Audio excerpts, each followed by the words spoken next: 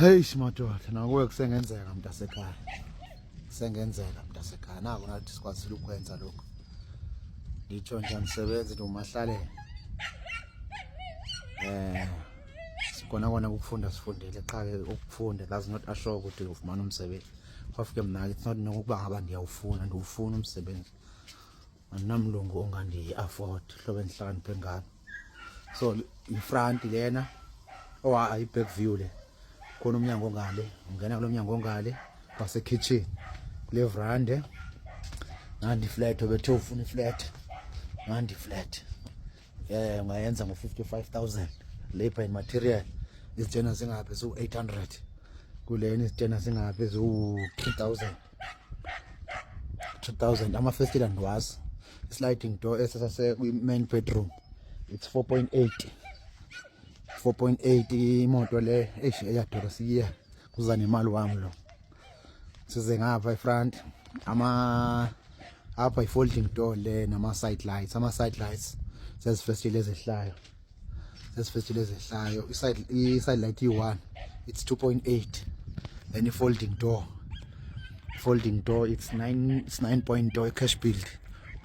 If sliding door esya see 4.8 4.6 somewhere up mothetha ngecost manje yabona apha kumojonga kule ndlu khona ama-gatherings khona ntoni khona yonke into.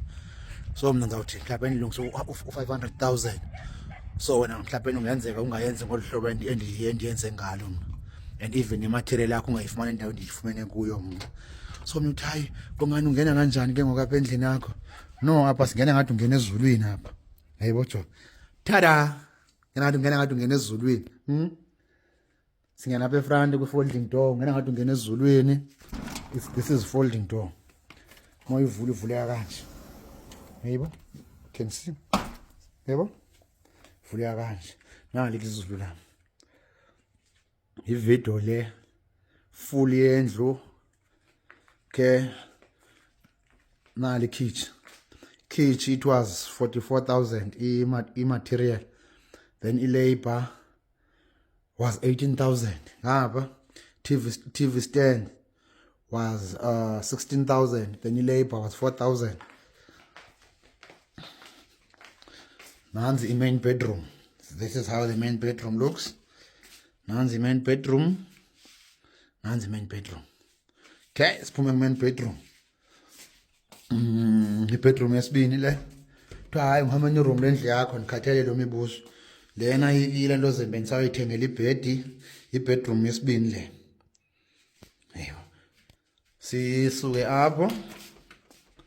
Size ngala kuse-toilet apha. Uyashawarisha.